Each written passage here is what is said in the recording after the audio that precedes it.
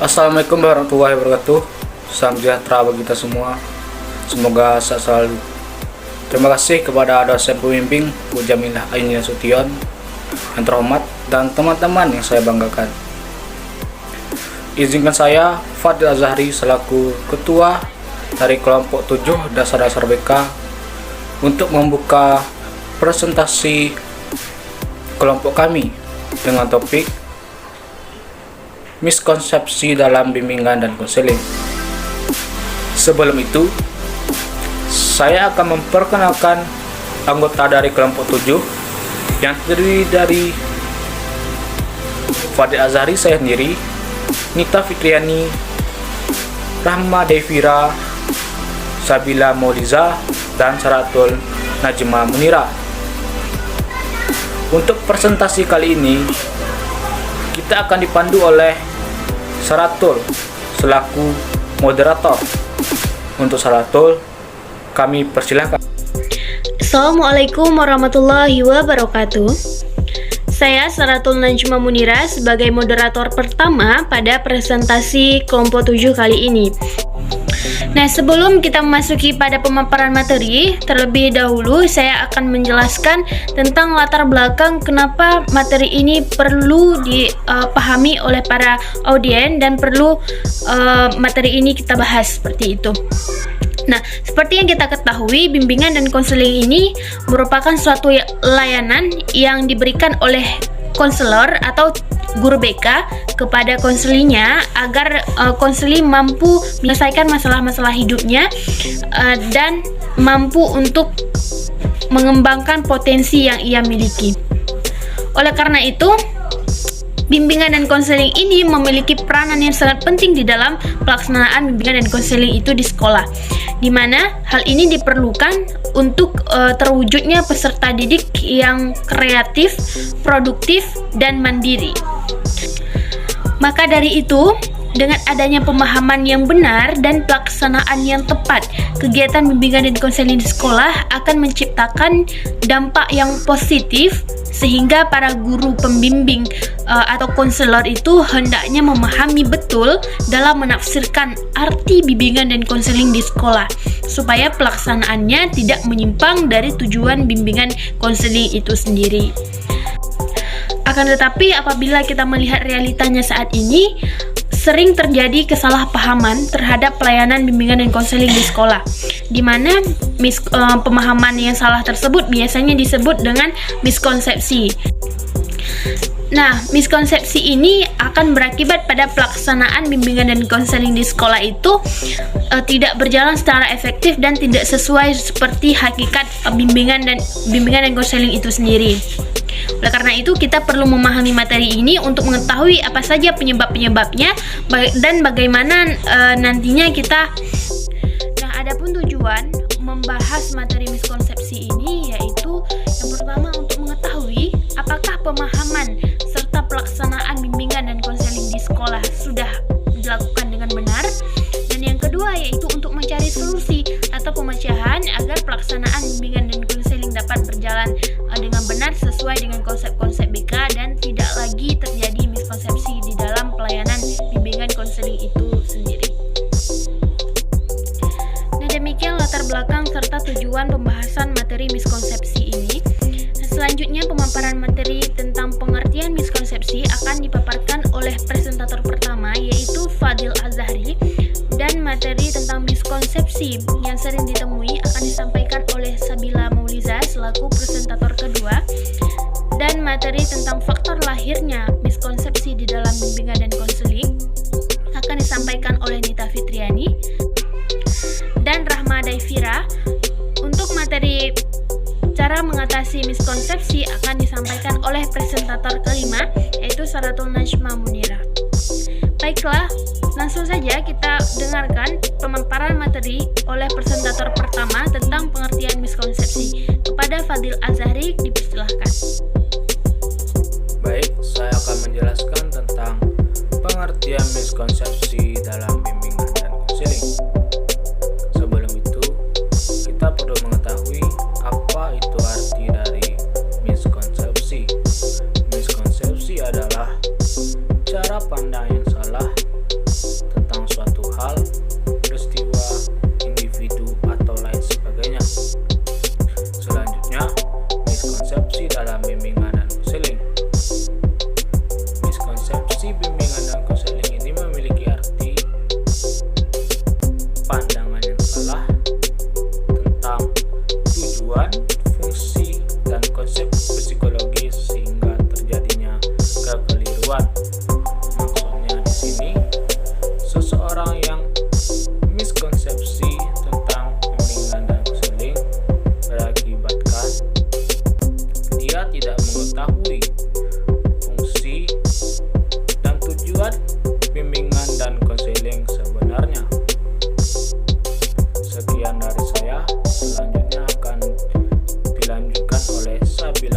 Selanjutnya, miskonsepsi pada bimbingan dan konseling yang kerap kali kita jumpai.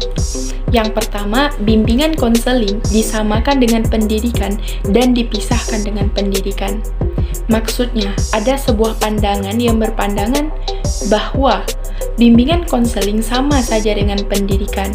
Karena pendapat ini telah menganggap bahwa bimbingan konseling sama dengan pendidikan, maka mereka beranggapan bahwa bimbingan konseling ini tidak perlu ada dalam sekolah.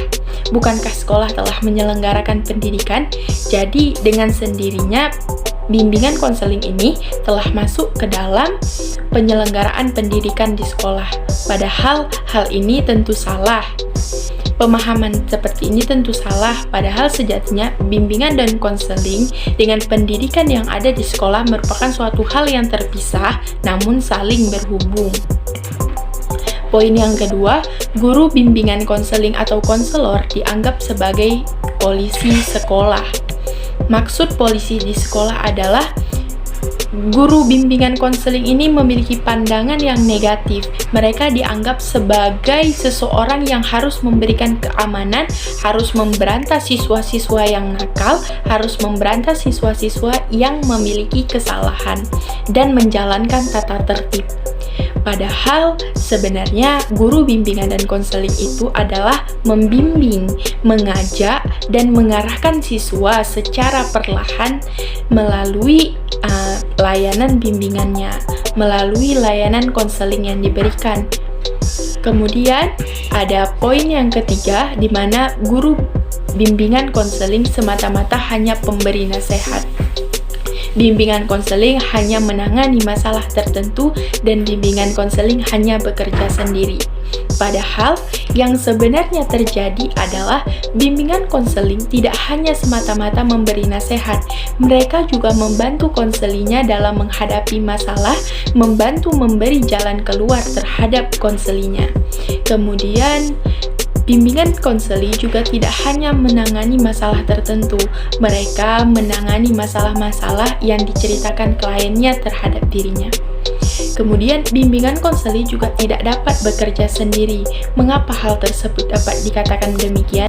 Sejatinya, bimbingan dan konseling tidak dapat bekerja sendiri. Bimbingan dan konseling membutuhkan pihak lain untuk membantu menjalankan program-program yang telah dirancang oleh bimbingan dan konseling.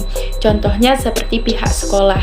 Bimbingan konseling membutuhkan pihak sekolah sebagai penyedia layanan sarana dan prasarana dalam menjalankan program-program yang telah dirancang oleh guru bimbingan dan konseling tersebut. Poin selanjutnya, konselor harus aktif, sementara sekolah atau pihak lain pasif.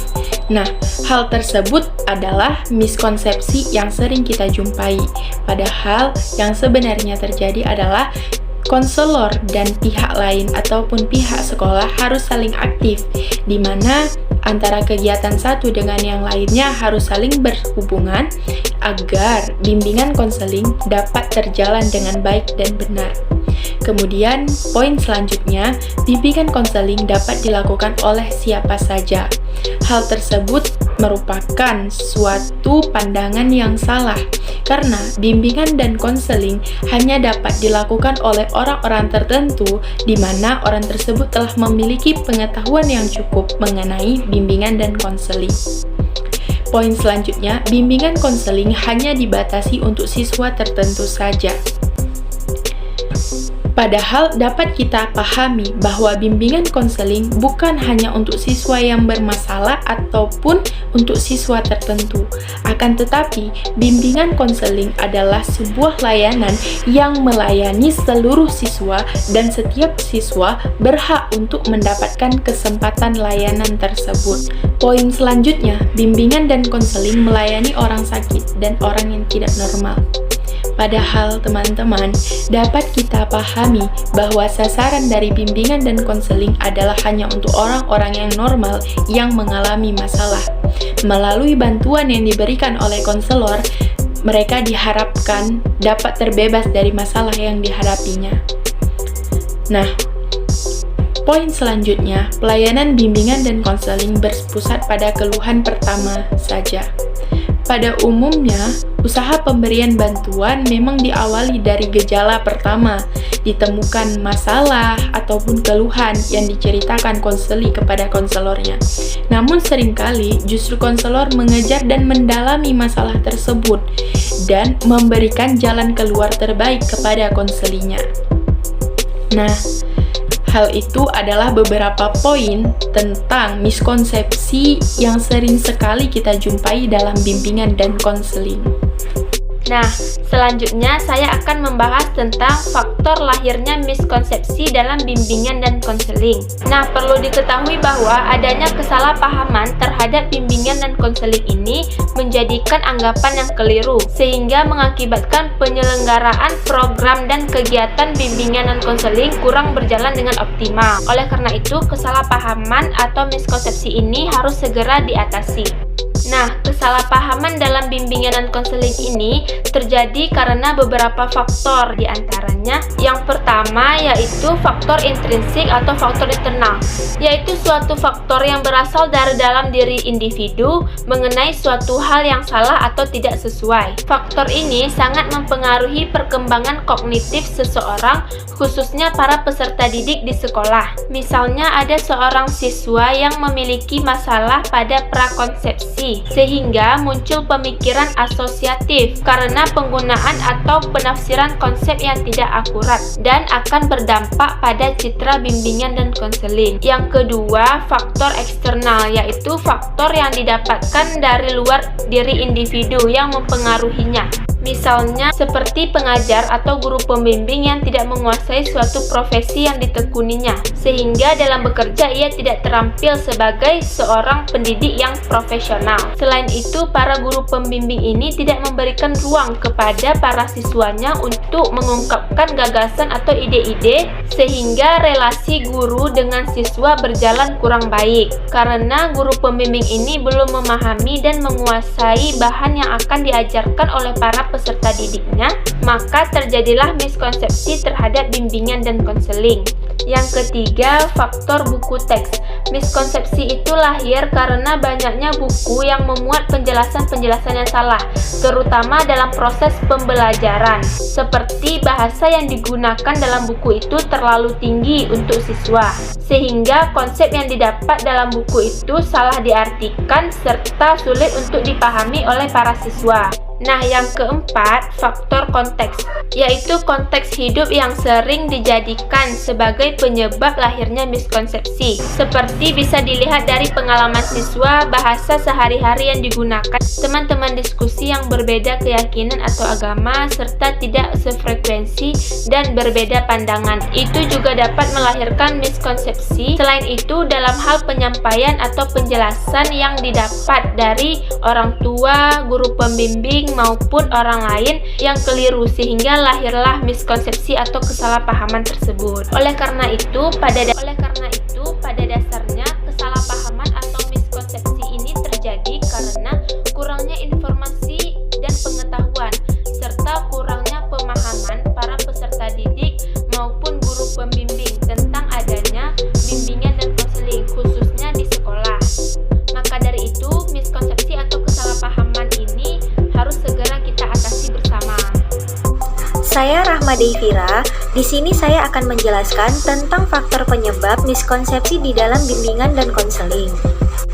Menurut Priyatno dan Erman Amti pada tahun 1994 menjelaskan bahwa yang menyebabkan kesalahpahaman dalam bimbingan dan konseling dikarenakan bimbingan dan konseling di Indonesia masih tergolong baru. Kemudian, bimbingan dan konseling di Indonesia lebih relatif cepat ke sekolah-sekolah.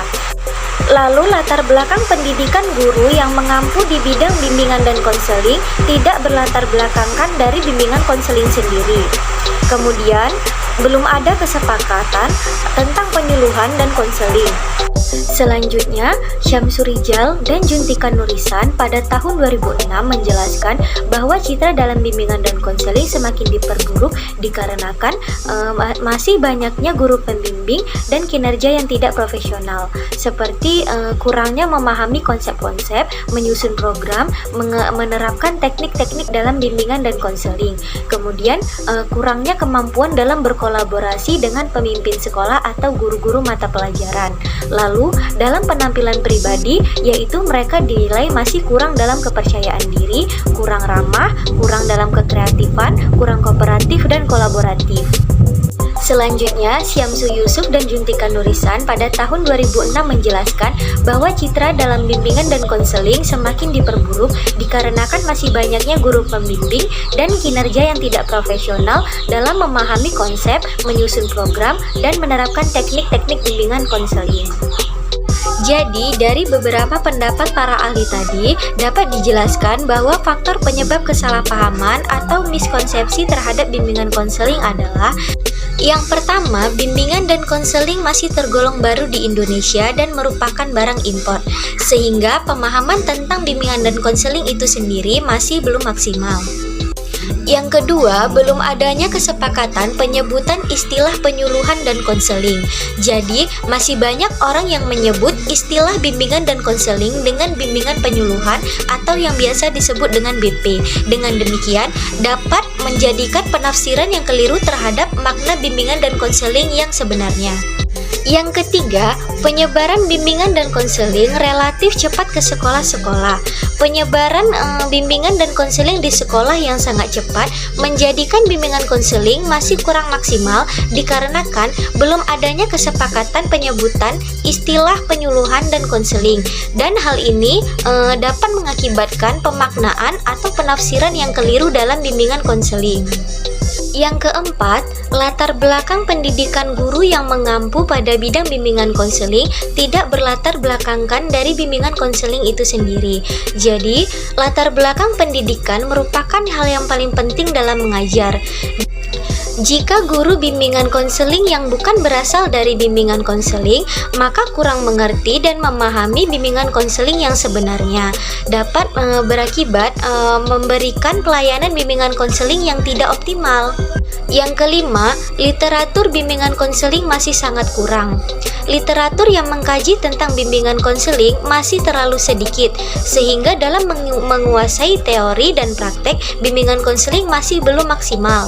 Yang terakhir, masih banyak kinerja konselor yang kurang profesional dalam mengerti dan memahami konsep dari bimbingan konseling, mulai dari menyusun, mengolah, dan menindaklanjuti program bimbingan konseling, serta masih adanya kurang kepercayaan diri, kurang kekreatifan dalam mengemas dan menyelenggarakan kegiatan bimbingan konseling, kurang mendekatkan diri kepada siswa-siswa, dan juga masih kurang dalam hal menjalin hubungan dengan personil sekolah lainnya.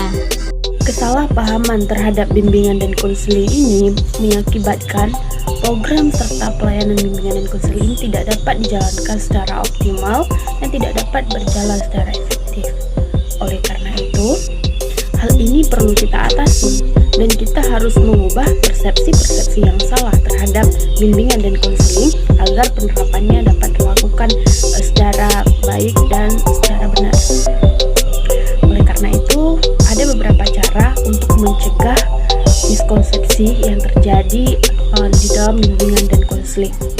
Yang pertama, seorang guru BK harus menjadi tempat pencurahan hati dan kepercayaan siswa.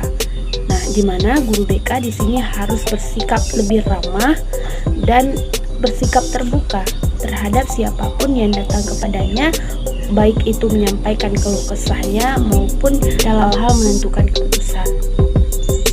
Nah, yang kedua, guru BK harus menjadi si tawar dan si dingin bagi siapapun yang datang kepadanya. Di sini guru BK harus bersikap sewajarnya saja dan menanggapi permasalahan siswanya sesuai dengan masalah yang dialami dan yang dikeluhkan, dan menerapkan pelayanan sesuai yang telah ditentukan di dalam bimbingan dan konseling. Dan yang ketiga, guru BK bisa melaksanakan layanan dan kegiatan pendukung di dalam bimbingan dan konseling. Contohnya seperti alih tangan kasus, konferensi kasus, kunjungan rumah. Nah, di mana kegiatan-kegiatan tersebut atau layanan tersebut bertujuan untuk agar para peserta didik dapat memperoleh pelayanan yang lebih optimal dan untuk pemecahan masalah dapat dilakukan lebih tuntas seperti itu. Nah, selanjutnya guru BK harus terus memasyarakatkan dan mampu melihat hal-hal yang perlu diolah, ditanggulangi, dibangkitkan, serta hal-hal yang dapat menunjang perkembangan siswa. Mungkin dengan memberikan informasi-informasi yang bermanfaat serta informasi tentang kegiatan-kegiatan bimbingan dan konseling, di mana hal tersebut bisa menunjang perkembangan siswa-siswanya. Sedangkan yang kelima, guru BK harus melayani semua siswa yang datang kepadanya, baik untuk menyampaikan masalah, berkeluh kesah, atau ingin meminta bantuan dalam hal menentukan keputusan, seperti itu. Di sini guru BK tidak boleh membeda-bedakan antara si A dengan si B, antara si C dengan si D dalam hal mendapatkan pelayanan bimbingan dan konseling di sekolah.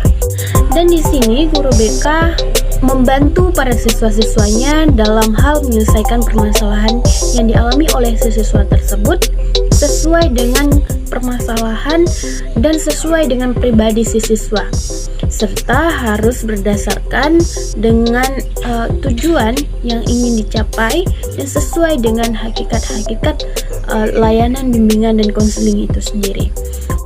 Nah, dengan beberapa hal yang telah saya sebutkan tadi, kita berharap agar miskonsepsi atau kesalahpahaman terhadap bimbingan dan konseling ini dapat diatasi dan dapat kita cegah, sehingga pelayanan serta kegiatan-kegiatan bimbingan dan konseling ini dapat diterapkan dan dilaksanakan sesuai dengan hakikat bimbingan dan konseling itu sendiri, serta dapat dilaksanakan secara efektif dan optimal. Demikian materi tentang cara mencegah miskonsepsi di dalam bimbingan dan konseling. Nah teman-teman, setelah kita mendengarkan video penjelasan tentang miskonsepsi, dapat kita simpulkan bahwa miskonsepsi timbul dikarenakan pada pelaksanaan bimbingan dan konseling terdapat pola penyelenggaraan yang tidak jelas. Ketidakjelasan pola yang diterapkan inilah yang akan berdampak buruk pada citra bimbingan dan konseling, sehingga terlahirlah miskonsepsi terhadap pelaksanaan bimbingan dan konseling. Nah, miskonsepsi tersebut dapat diatasi ataupun diselesaikan dengan cara guru bimbingan dan konseling dapat bersikap terbuka dan ramah kepada siswa agar siswa dapat merasa nyaman dan menganggap bahwa guru bimbingan dan konseling itu adalah sahabat siswa yang bertugas mengarahkan dan membimbing siswa untuk berperilaku menjadi lebih baik. Selanjutnya, saran yang ada dalam bimbingan konseling yang perlu kita terapkan. Sebelumnya kita pahami bahwa bimbingan konseling adalah suatu sarana yang baik untuk mengembangkan potensi diri, selain untuk membantu seorang klien melewati sebuah masalah. Oleh karena banyak pemahaman yang timbul dari masyarakat, dari siswa yang keliru terhadap bimbingan konseling, serta adanya pandangan negatif bimbingan konseling yang memunculkan miskonsepsi.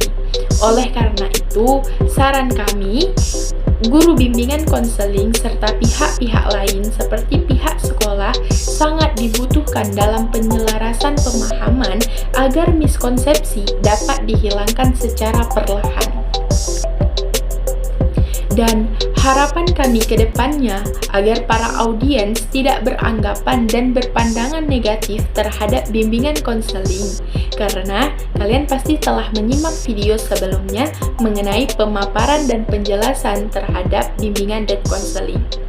Kemudian, harapan kami ke depannya juga berharap agar audiens memahami cara mengatasi miskonsepsi yang terjadi dalam pendidikan dan berharap supaya bimbingan konseling semakin optimal dalam memberikan layanan serta bimbingan